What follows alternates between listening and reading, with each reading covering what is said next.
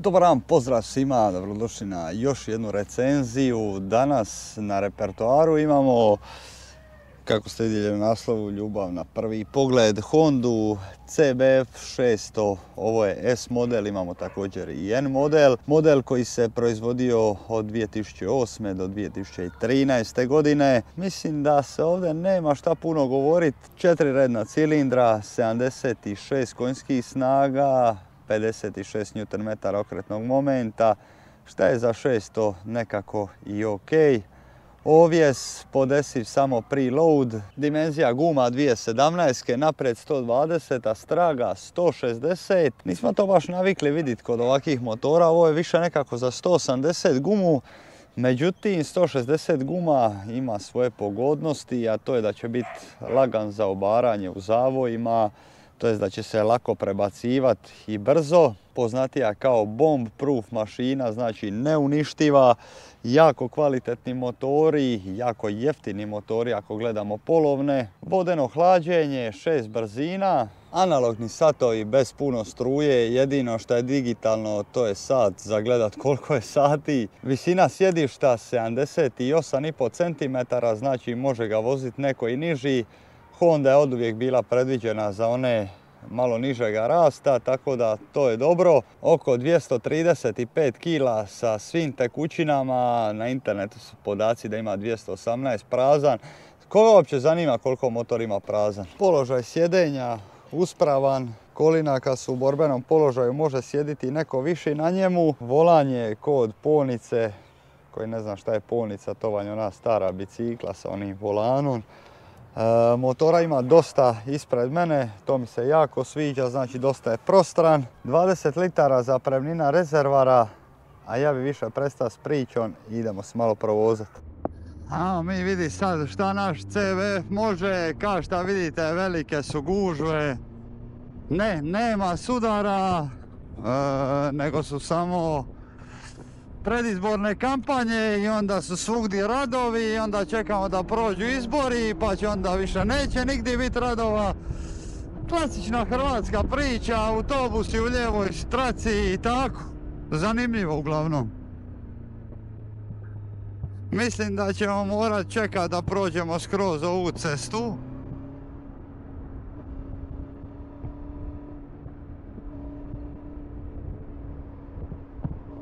Ajme, meni odavno nisam vozio ovi motor i sjećam se zašto mi se svidio prvi put kad sam sija na njega, to je baš bila ljubav na prvi pogled.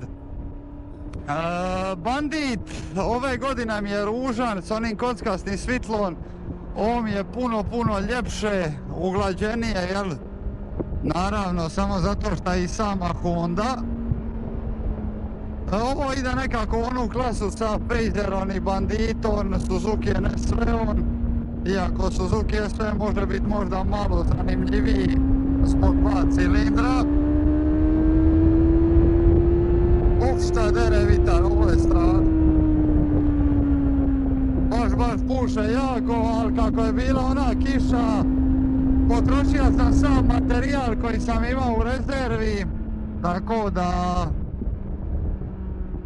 sad nemam baš nekog drugog izbora nego vozit se po vitru, ali nadam se da će vam barem zvuk biti dobar, da se neće previše čut vjetar. Uvijek me ovaj motor oduševljava jer je prelagan, znači ovo je stvarno vrhunac Hondine, da tako kažem, tehnologije. Motor ima 27.000 km ko novije, cijena im je nikakva, tako da to mi je super. S motorom se doslovno možete igrati, dobar je i za početnike, Često dobijam upite koji je motor bolji, Fazer, Suzuki Bandit ili Honda CBF, a odgovor je dobri su svi, samo su važne vaše osobne preference. Meni od sva ta tri Fazer mi najbolje izgleda, Suzuki mi je najstabilniji, a Honda mi najviše leži. Pa vi sad prosudite sami, a sad ćete malo uživati u zvuku, jel?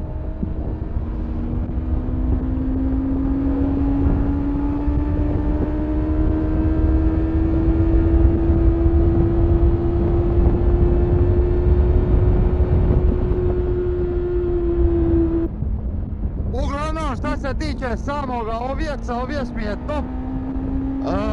Motor ovaj vozim goda sam se rodija na njemu. Eto, toliko mi je dobar. A sad vi prosudite šta to znači.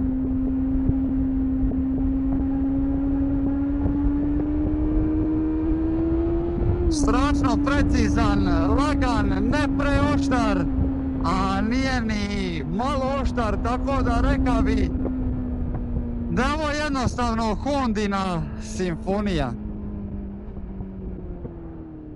Op. Ovo je također jedan poučni dio zašto tamo gdje je nepregledno nikad ne treba žurit.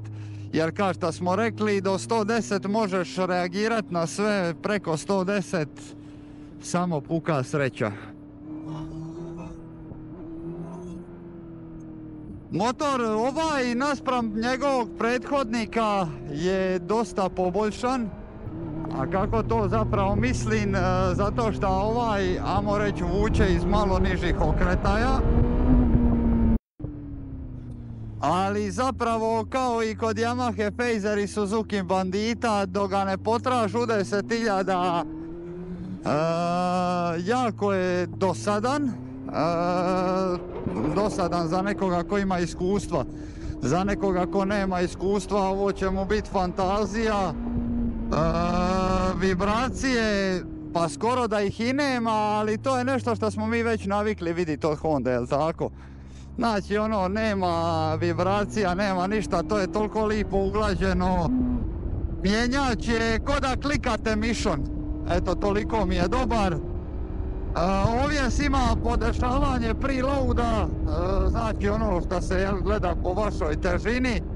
Ali zapravo evo u nijednom trenutku, čak i kad smo vozili onda malo brže, nisam uvidio potrebu da mi za ovaj motor treba nešto bolji ovjes.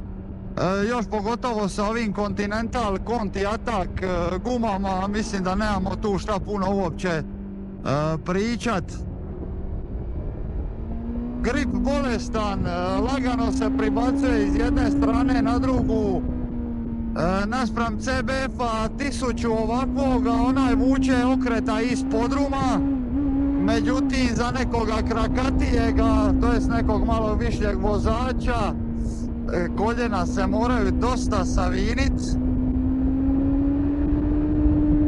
Fali mu malo prostora, a tu onda nam ulazi Bandit 1250 ili Fazer 1000.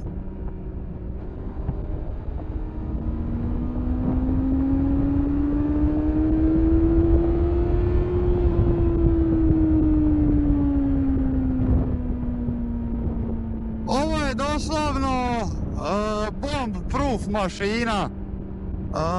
Ovo se ne kvari, ovo je jednostavno toliko dobro da vi to ne možete niti zamisliti.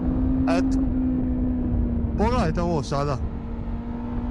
I ovdje ide štapna sigurno, oho, to je to.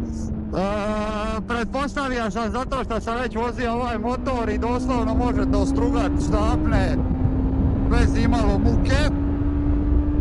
Zaštita od vitra s obzirom da je kao neki polu naked nije loša, tek ako se baš ispravi ovako skroz onda osjeća malo vitar u glavi, ali Honda je namijenjena za one koji su malo niži.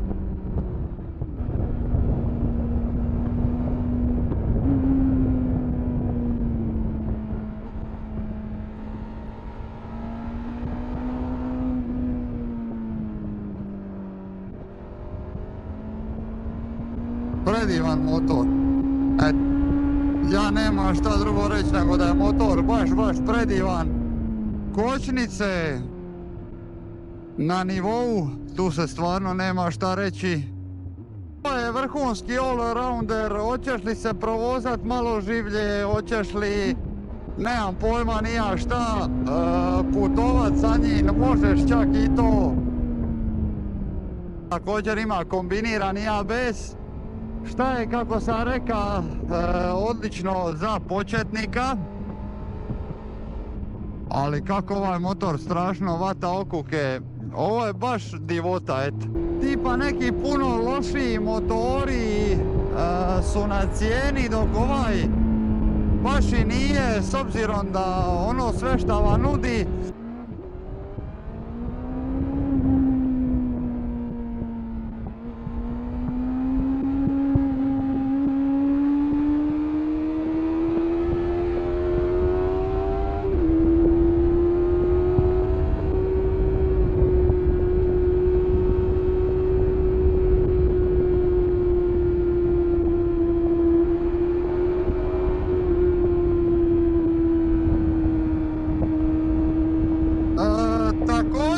Ne samo da je dobar za nekoga i bez iskustva, ovo sa pilotom koji zna voziti, koji voli 600 kubika. Evo ga ovdje, vidite ga. Ovo može biti jako ubojita mašina, znači s ovim se možete stvarno strašno voziti. Doduše, da vam budem iskren, ja sam postao pisa u zadnje vrijeme. Malo sam se počeo bojati i tako dalje, valjda to ono s godinama dođe, nemam pojma. Uglavnom prije sam puno više riskira, vozija ono tako reći do granica. Sad kad znam di su granice, nekako izbjegavam klupirat se, zato što zaista nijedan taj adrenalin nije vrijedan vašeg života.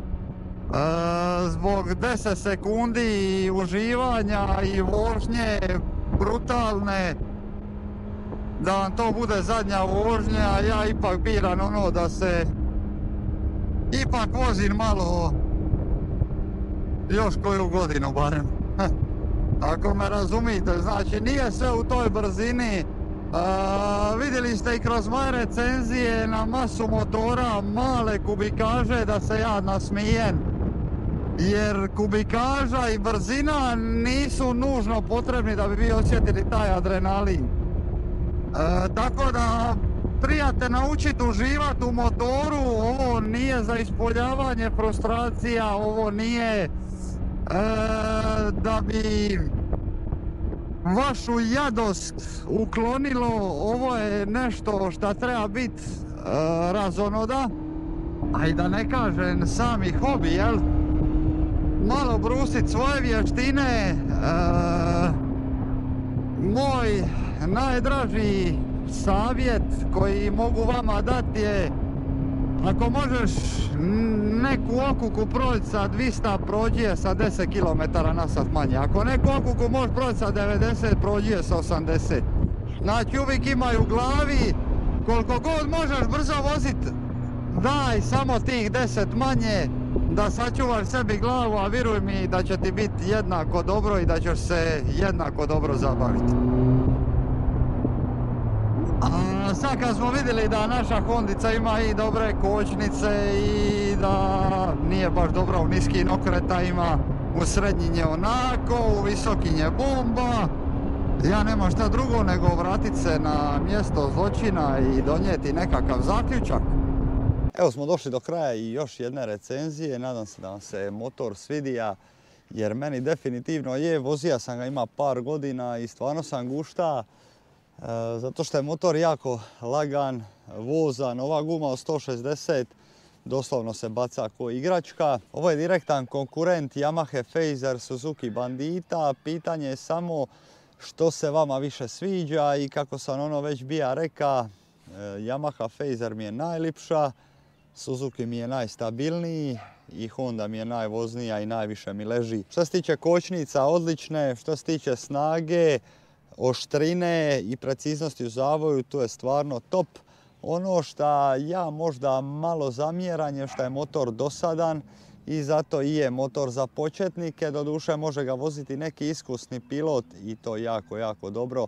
Vjerujte mi kad kažem, znači na ovome motoru struga sam sa štaflama bez ikakvih problema u tako reći laganoj vožnji. I sad zamislite ono, stvarno ovome motoru možete uzeti sve njegove performanse i iskoristiti ih na cesti.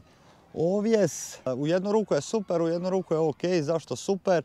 Zato što s obzirom na njegovu cijenu i da je budžet motor, ovjes mu je top. Ali gledajući sada nekakve druge ovjese, ovo je neozbiljan ovjes. Naravno, može se i on dovesti do svoga vrhunca, naravno. Međutim, za takvu cijenu polovnog motora, mislim da je ovo jako, jako dobro. Zaštita od vitra za nekog malo višeg vozača definitivno treba promijeniti ovaj vizir. A vjerujte mi, ovo je vrhunski all-rounder. Tako da ja nemam šta drugo nego on motoru dati ocjenu 4,5 od 5 u svojoj klasi. Dakle, ovo su stvarno vrhunski proizvodi i CBF, i Fazer, i Bandit. Pitanje je samo šta je vama ljepše i šta vam više odgovara. Tako da bi ja sa tim završio ovu recenziju. Ne zaboravite se pretplatiti na kanal i ovim putem bi se zahvalio Moto Ekspertu koji vam je uopće i omogućio današnju emisiju. A mi se vidimo sljedeći put. Pozdrav!